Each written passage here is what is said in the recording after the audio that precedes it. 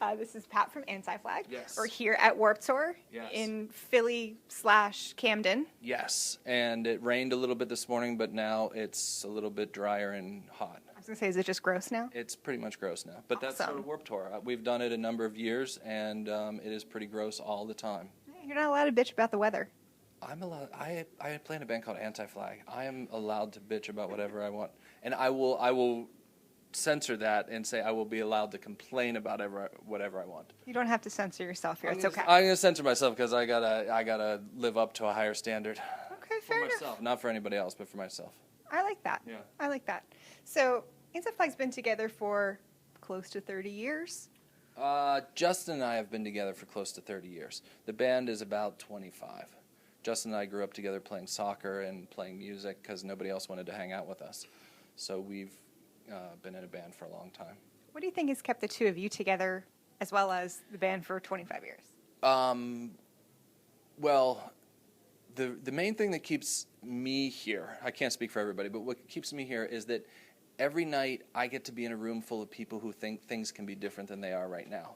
And that's pretty amazing. A lot of people sit at home and they're like, everything sucks, everybody I know sucks, and the whole world sucks. And I get that. But for me, I get to go and be in a room and play music, and there are 5,000 to 5,000 people who are like, you know what, this can be different. And I'm like, that's fucking awesome. So that's what keeps me coming back to playing shows.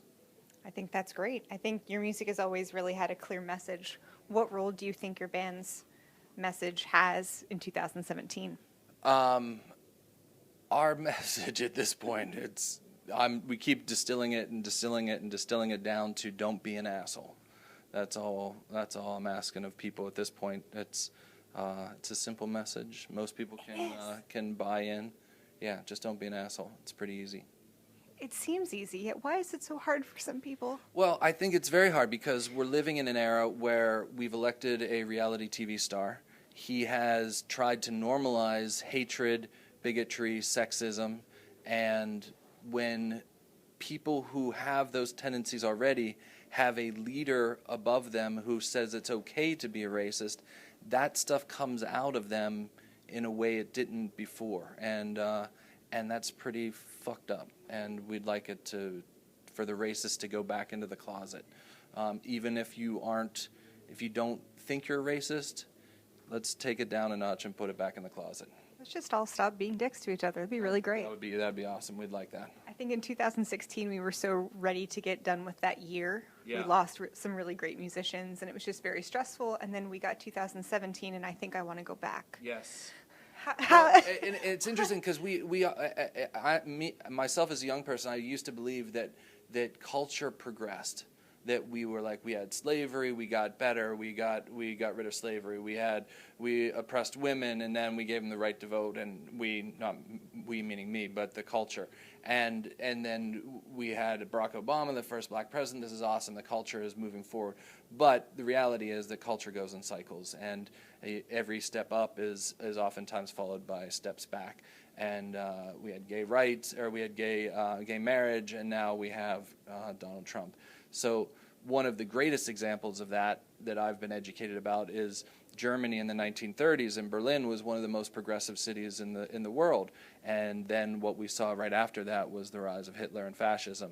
In Iran, we had Tehran, and we had this really great country that was really progressive for women and women's education, and now we have the Ayatollahs. So these really progressive moments in history are always followed by these regressive things.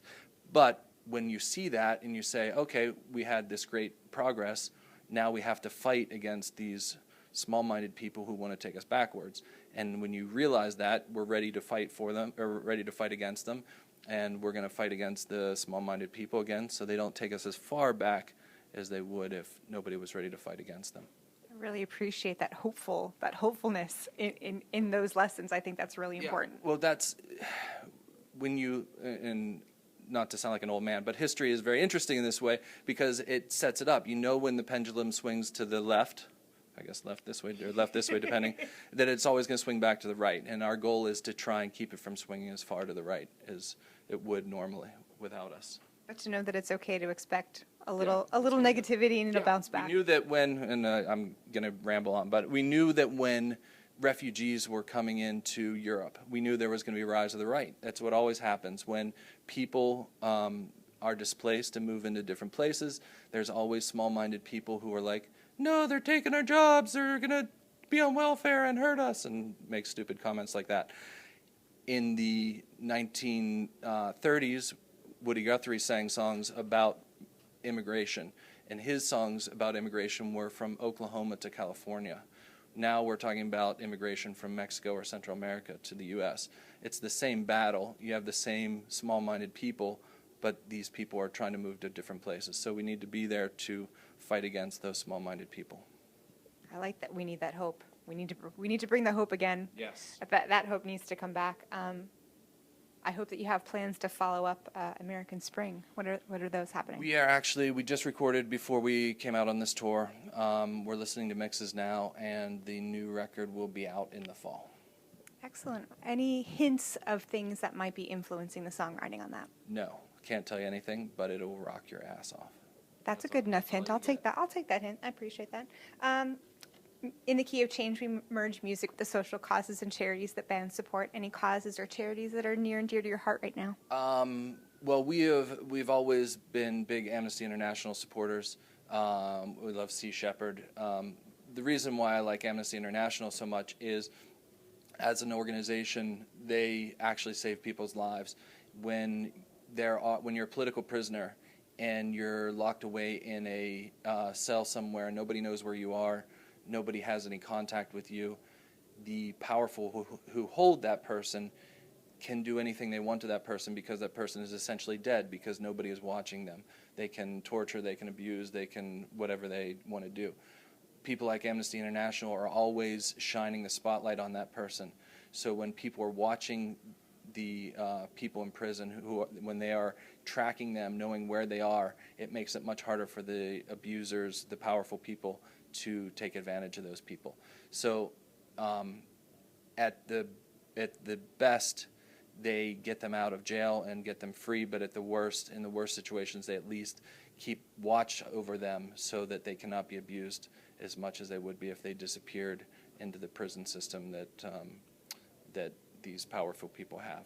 And when we talk about that, it's not just people in Amnesty International doesn't just fight for people outside of the U.S. in these third world countries. They actually are fighting to get people out of jail in the U.S., like Leonard Peltier and a lot of other people. So Amnesty International is a very important organization for me, because hopefully we'll never be in that situation. But as we learned after September 11th, anybody can be rounded up and put into prison, and it can be any of us.